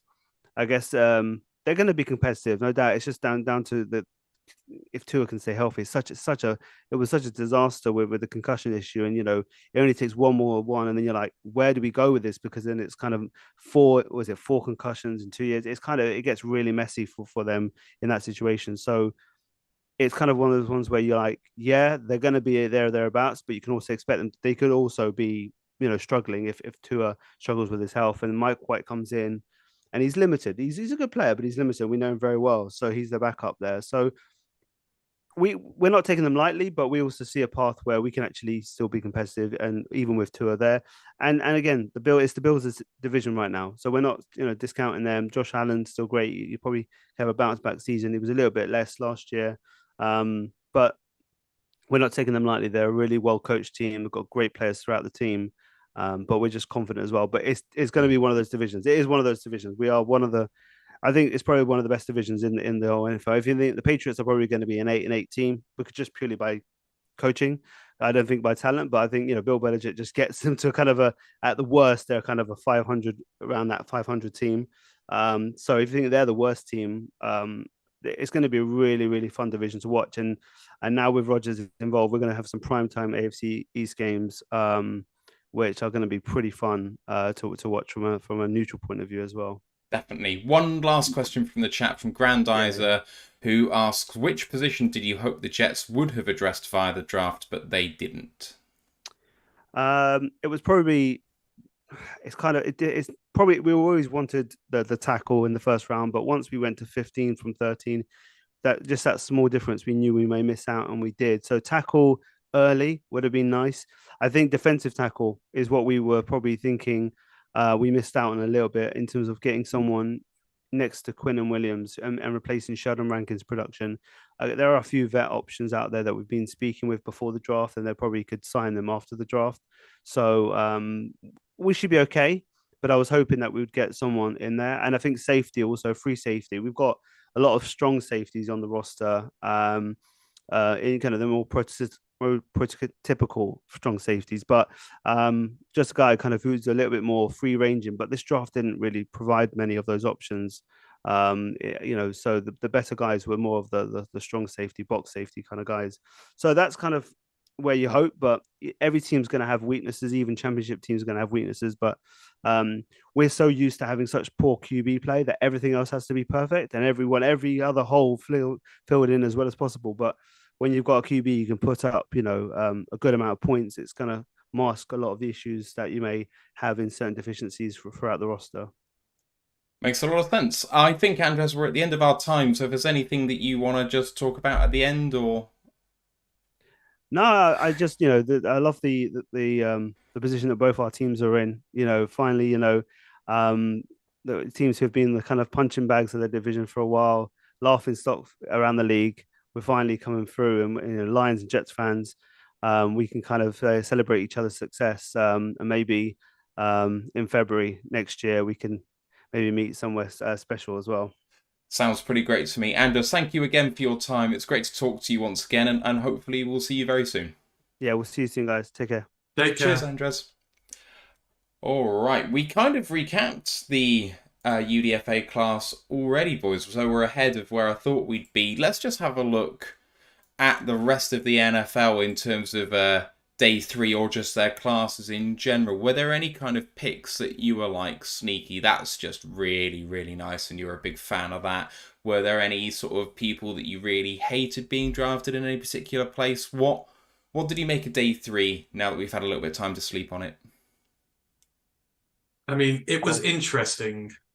Oh, sorry, Ash, you go first. No, you go first, because obviously it's all right. I'm quickly looking, so... Oh, fair enough. So one day 3 that stood out to me, and of course it's got to be them. They always draft really well. Baltimore Ravens getting Kai Blue Kelly to come in fits their scheme really well, and then of course getting USC guard Andrew Voorhees and basically allowing him to medically redshirt, and then next year plugging him in. He's going to be a dominant guard for them. I think he's really, really good day 3 from them. Carolina, I think, after taking DJ Johnson, who's a bit of a project, at 80 in day 2, I was like, oh, Mingo at 39 is a bit of a reach as well. But then on day 3, they went Chandler Zavala and Jamie Robinson. Like, that's a good day 3, even though you only have those 2 picks. Those are 2 picks that we all really liked. There's a reason we weren't mentioning them. No, they've taken all our favorite players, the Panthers have, so you can't do that to us, Matt. You know that's just mean. So okay, well, should we can we talk about the greatest draft pick made yesterday? We need to devote time to the greatest draft pick. No, one better than that. Sean Clifford to the Packers with a pretty high pick. Can we just take a moment to say, Brian Gutekunst, you gave me the biggest laugh in the world yesterday with that pick. You have all those quarterbacks on the board still, and you went with Sean Clifford, who is terrible. I mean, I saw someone laughingly put that they've got Sean Clifford in because he's so bad that he'll make Jordan Love feel good. That could be reason behind it, but I think the Packers had a bad day. overall. I mean, I it's kind of a bit hit and miss with them early. I like the tight end options. I like some of the receiving options, although there were a lot of them early. But oh my days, some of the issues they had was crazy. I really think the Packers are up there as contenders for worst draft class overall. Like Van Ness, Musgrave, Reed, Kraft, day 1 and 2. And then Colby Wooden, Sean Clifford, Dontavian Wicks, Carl Brooks, Anders Carlson, Carrington Valentine, Lou Nichols, Anthony Johnson, Grant Dubose. Now, there's some picks I like in there. Dontavian Wicks is okay. Carl Brooks was good value. Carrington Valentine has some upside. Lou Nichols is okay. Grant Dubose is value there. But if you're talking about some guys have value because instead of being off the roster entirely as a day 3 pick, they might be some rotational value, that's fine. But there's no one there that I think that they've gone far enough to try and be a competitive football team. I know we were talking about them having major holes at tight end, but you know what? Tucker Kraft and Luke Musgrave don't move the needle for me for them as a football team. They had 12 picks from a quick 13 picks, and I'm like, I'd have rather had 5 or 6 ones I really believed in. I think they failed. Yeah. No, they did. It was a bad day for them. One team who I enjoyed, or they had a lot of picks, and I enjoyed the first half of it. I thought the Jags drafted really, really well yesterday. So you started it off with Ventrell Miller, which was a great pick to go with Devin Lloyd and Chad Muma. I love that linebacker room. But then you follow it up with some smart picks. So you get Tyler Lacey, highly experienced lineman from Oklahoma State, played something stupid like nearly 40 games for them. He's a good rotational depth piece, and that's what you're looking for on day 3. You're looking to fill out your roster with some good depth pieces. He will do well there. And then afterwards, you've got Yasir Abdullah. He's kind of like the outside linebacker guy from Louisville. I mean, he also goes in there, and you see the type of players they like, and it's like, yeah, he fits that system entirely. They got a lot of those outside linebacker, pass rushing, weapon, hybrid things they can use. So I love that. Then Antonio Johnson fell all the way down to 160. And it's like the value there is incredible for him to just fall there. And that was, I think they traded to get him as well. And then you get Parker Washington, who is not the flashiest wide receiver in the world, but given who they have there, they're going to need a bit of depth, and he's all right. So that first half of their day, after that, it was just a load of no-names. I didn't really get it. But that first half, top-tier drafting by the Jags. Got to appreciate them for that. Moving on down a bit, another team that I like draft, except for maybe 2 of their picks yesterday, really good day 3, the Rams. Yeah. Aside from obviously really reaching on Stetson and then drafting a Division 2 punter, their day 3, oh my God. So you've got Appalachian State outside linebacker Nick Hampton, who we had in for a visit, good. Ron McClendon Jr., experienced tackle for Georgia, really good. David Allen, great blocking tight end with receiving upside. The BYU receiver we all really like, so I'm not going to name him so we don't break Ant's heart. Great pick. TCU slot corner TVT could come in and start for them. Oshaw Mathis from Nebraska could come in and contribute. Zach Evans, who people are saying is this year's Isaiah Pacheco, really good fit. He could actually be their RB1 come start the season. Oklahoma State's safety Jason Taylor too, really good special teamer.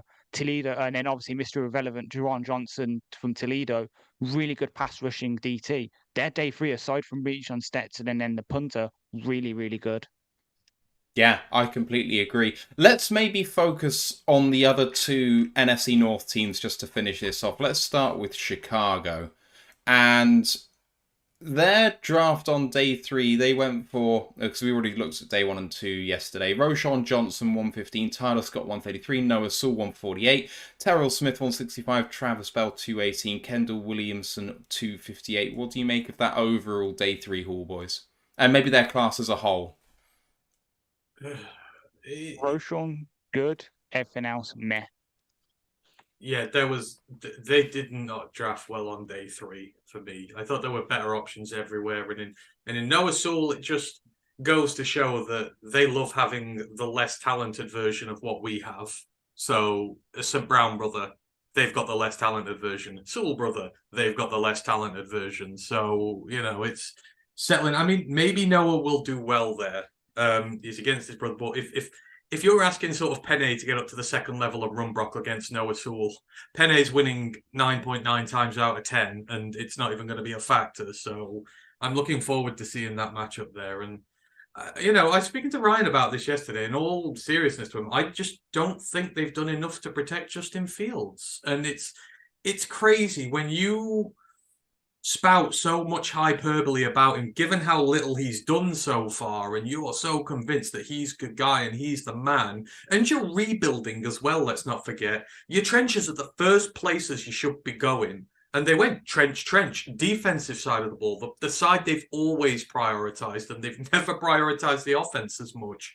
And to give him a right tackle, in fairness, Darnell Wright will be good, but there's still holes. The right-hand side of that line is good now. Center is meh. Left guard is meh. Left tackle, Braxton Jones, is good, but he's never going to be a top-tier left tackle. So for a team like the Lions, you're going to target that. You're going to put a big target sign on that side of the line and just go nuts. And they're going to have to bring in extra help. You're going to create mismatches. And it's like, protect the guy. He gets sacked so much. He's running for his life all the time. The fact that he's known for his running more than his passing shows that they can't protect him as a running quarterback. First and foremost, you want them to throw the football under no pressure. That is the whole point. And he uses his legs on designed runs or when he needs to. He runs far too much, and they've done nothing to help him. So, I mean, receiver-wise, I don't like Tyler Lacey. I don't understand why, not Tyler Lacey, Tyler Scott. I don't like Tyler Scott as much as I have a lot of the other guys. He may work for them, but I know they got DJ Moore and Claypool and that now, but they had the same wide receiver core pretty much last year outside of DJ Moore, and it wasn't that good. So I feel like you could have done more to help him because he's in his prime now, and you could end up just getting him seriously hurt in the long run if you don't. Ash, any follow-up thoughts on the Bears? I completely agree with Ant. It's just it's just other than the Pickens pick, which is a good pick, and Tyreek Stevenson, but they're okay picks. It's just not good enough. Dan Pask has just said Darnell Wright was their first pick, though, and I will say this about Darnell Wright. I like Darnell Wright, but although he did very well against Will Anderson, he did show himself against other people in college. Like, he has had good games, but he has shown inconsistency. Darnell Wright is a stone which needs polishing. And for the 10th overall pick, I think it's super rich for him. And we knew that it was a possibility they'd go that way. And he could be a very good pick. But I think there were potentially other better tackles on the board. Now, they still prioritised that in particular, but we kind of expected them to double down, and they didn't. And Darnell Wright could bust. Like, he's a boom or bust pick. Like, there is not a high floor with him. So, it's not. I know Paris Johnson went earlier, but like, it's not Paris Johnson, and that's kind of what you were looking at picking 9 overall initially when the Bears were going to be on the clock. So. Yeah, I just don't think they've prioritised it as much as possible. Let's talk about the Vikings and their class, because I think that Vikings fans should be very concerned about the direction of their franchise. Addison at 23 is undoubtedly good value. Mekhi Blackman at 102, nah. And then they come into day 3 and take Jay Ward at 134, Jacqueline Roy at 141, Jaron Hall at 164, and Dwayne McBride at 222. Now, if Dalvin Cook goes, as seems likely at the moment, Dwayne McBride is your RB2, but with Mattison, I think, only re-signing for 1 year, you're looking at McBride being potentially RB1 of the future. Now, we liked Dwayne McBride, and Jaron Hall is there, looks like he may be the heir apparent to Kirk Cousins because he's only got 1 year, and I'll be damned if they signed him again. If they do, they will be the laughing stock of the league.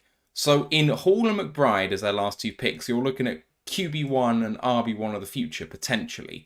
Jacqueline Roy is a bit of nothing at DT. He's a stout run defender with really not much upside. Think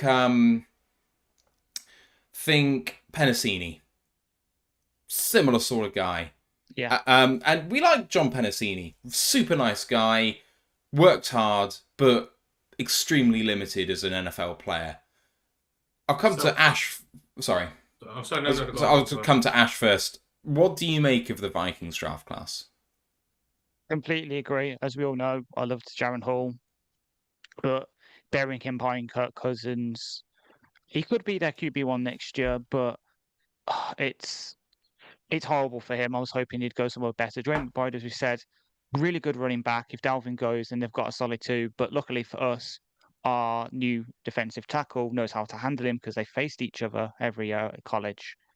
Jacqueline Roy, as you say, yeah, just a nothing. Good run defender, 2-down player, will probably offer nothing on 3rd down. Jay Ward's a decent pick. I remember him against playing against FSU. He's a good man coverage corner, but again, him and Blackman, maybe they could have got him later kind of thing. It's a bit of reach. They always draft corners and they seem to bust. So Addison's going to be a good pick. Him and Jefferson. Addison replacing Thielen, obviously. That's a good outside duo. I do like that, but they haven't done much to fix that defense, which is slowly falling apart bit by bit by bit.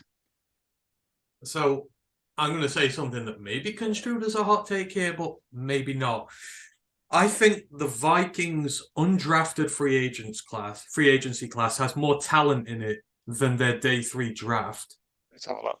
I honestly do. You've got Andre Carter in there. You have got Ivan Pace Jr. in there. You've got Taya Thomas in there, the wide receiver from Utah. I genuinely think there is more talent in that undrafted free agent class than there was in the picks they made yesterday. They reached severely on Mekhi Blackman. They reached on Jay Ward. I mean, that's another pair of corners that we're going to get churned out by Amon-Ra and Co. and into the cycle there. Roy, I do not mind so much. That's an all right pick, but it's not making me go, oh, wow, that's really good. Jaron Hall is only going to be a backup for them for now while Kirk Cousins is there. So maybe if Jaron hits and he is a future guy, who knows? But he's already on the older side, so you're already kind of putting the clock on him there in terms of what he's going to do. Dwayne McBride, I love. I'm not going to get that wrong. Dwayne McBride is great. But when your only good pick on day 3 is a running back, I would be concerned about that. And like I say, I look at undrafted free agency. You have a pair of stud linebackers in there. You have a really good wide receiver. Sorry, Taya's ours, NC State. I like Taya quite a lot in there. And you've even got kicker in there, Jack Podlensky. He could be a kicker at the next level for them. So you kind of got, I think you've got more starting guys in your undrafted free agency class than day 3. And I don't think that's a hot take to say. No, that's fair enough. Just a few comments to get to here. Pride of Detroit saying that Eric Schlitt was so pissed when Darnell Wright came off the board at 10.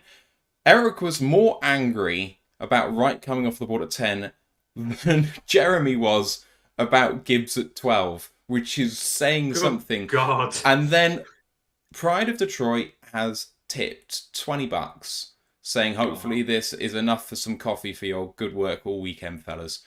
Thank you, Jeremy. And just to say, go and check out the content on Pride of Detroit, because the Lions, especially on day 2, did not make life easy for beat writers. 4 trades, 4. And I mean, you're trying to pre-write all these articles and stuff about who might go where at what pick value, and then having to change all those bloody swaps and what have you. Like, it's just like, oh my God, I can't even imagine it. So thank you for all your coverage, Jeremy and Eric. Really appreciate that. Boys, I think we've come to a really good time to finish this off, unless there's anything else you want to get off your chest at this point. No, I think it's been a wonderful weekend. It's been so great, and it's exciting to know that the next time that we will be broadcasting to you in a draft scenario, we'll be in Detroit itself. So that's going to be so much fun next year. I'm looking forward to that iteration of what's going to happen. So, no, just thank you to everyone who has rolled with us. I think this, you know what, I'm going to sleep on this draft, but I think it's going to be just fine. I do. Even picks like Broderick Martin, don't forget you've got a highly successful college coach who has just come into the D-line now. John Scott has produced some great talent over the years, and he will get the best out of Broderick Martin, I have no doubt. So I think, we'll look on this favorably in time. But no, thanks to everyone who has rolled with us. It's been great. Thanks to all the guests who have come on, to everyone who has put time and effort into this. It has been a crazy endeavor, but it's been fun, and I wouldn't have it any other way. And thank you to everyone who subbed on Twitch as well, even though it got me hammered and forced me off stream early yesterday. That was the whole point of it, I guess. So we love you all. Yeah, Ash, anything you want to address before we head off here? No? Okay, so the entire weekend, since we actually had one guest who unfortunately wasn't able to make it today, I think I'm right in saying that we've been streaming since the start of Thursday for 23 and a half hours. We have had 27 guests from around the league. We've missed out on 4 teams, which is a real shame, but there we go. Our numbers in terms of viewership, what's that? We're one of those 4 teams, aren't we? 31 is the aim because there's 32 teams. We got 27, missed out on 4. We're the 5th. The viewership numbers are roughly, in terms of live viewings, about triple what they were this time last year. The podcast audio shows for the catch-up bits and pieces are about double where they were last year. So the support that you guys have shown us just in terms of that is absolutely fantastic. And while we got to monetization before the draft, because of an administrative error, we didn't quite have it during the draft, but who cares? Never mind. I mean, we've grown 200 subs in the last month and a half on YouTube, which is just exceptional. And, I mean, it's the most fun weekend of the year, bar Glastonbury. If you don't know what Glastonbury is for Americans, go and check it out because it's the best thing since sliced bread. It's Coachella. Yeah, that's what it is. It's British Coachella. Apart from that, it's the best weekend of the year. As Ant said, we will be in Detroit for the draft next year. We're hoping to do something with Pride of Detroit when we go out there. Whether that happens or not, we can only pray at this moment because it's a super busy time of year for everyone. So you can't necessarily count on that. But that could be cool if that happens. We are working on getting a recording studio because we know that Herman Moore has where they broadcast for LNU. So we may have access to that, which would be really, really cool. If you guys have suggestions for content or events for draft stuff when we get up there, this is going to be a 12-month plan for us. I mean, I need to start looking into planes and trips from this time next week. So it's going to be a long-term plan whether, we can throw some sort of meet and greet event. Because I know that DLP, when they go up, they throw some sort of party in a sort of restaurant or bar somewhere, do a live broadcast for a show, and offer out some food and drink or something. Like, I don't think we have the following to justify it. But who knows at this point where we are in 12 months' time. So if you have ideas, you know where to find us. We want to make sure it's the best trip that we can for the 7 or 8 of us that are going to come. And there's going to be other Brits as well who are fans of us who also are coming. So there's going to be a big group of Brits coming to celebrate the Lions in the draft next year. And you wanted to say something just then. IMP supper. That's all I'm saying. Anyway, that's a great point to finish. I don't think we're going to stay in chat for the live audience just because it's been such a long time. I think we need a break. Let's just let you know what's coming up in the next month because we have got that planned out. In the off season, we are going to give all of our guys at least some time off and rotate that around just to recharge the batteries because it's a crescendo coming up to the draft. The amount of effort increases into this mad weekend and then we need to kind of have some downtime. But we are still going to have content for you every week. We're going to be back on Wednesday and we are going to recap the draft picks that the Lions have made. We're not going to focus on UDFAs then, but we will be going for draft picks. We will have a UDFA show on its own on the May the 8th. So that is 8 days from now, just looking purely at the UDFAs. Week after that, we should be the schedule release, so we'll be having a look at the first 8 games and the second 9 games in a row, what we think about those games coming up, how it might affect the season, and the rookie classes for those teams. May 29th, we've got the way too early 53-man roster prediction. I mean, that's in pencil. If anything else happens, we could push that because it is way too early, but, never mind. That's episode 199.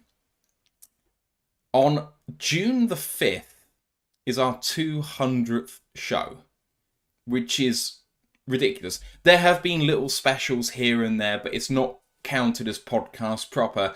And the College Football Show has their own count going. But for the main podcast, for main shows, it's our 200th episode. So I just can't even imagine how we've got here. And so quickly as well. We've only been doing it for 2.5 years. So June the 5th, we need to get planning on exactly what we're going to do for it. There's no agenda right now. I know that we're going to have Luke G coming on, but I think maybe we can even invite some more guests and kind of make it just a big party, potentially, with no agenda, perhaps, just an open discussion on shit. I think it could be really good fun. But anyway, more on that as we get towards it. Everyone on the live chat, if you're listening on the audio stream, thank you for supporting us for all this time, for this draft in particular, and Ash, and for all of the other Roar the Lions guys who've been putting massive time into this. Thank you to Steve and Tom and Ryan and Ryan and Martin as well, who are still part of the show, even though they haven't been on it for some time. Appreciate all you guys very much. We'll see you on Wednesday to break this draft class down, but for now, let's go Lions, one pride. One pride. This is the year of the lion. Recording stopped.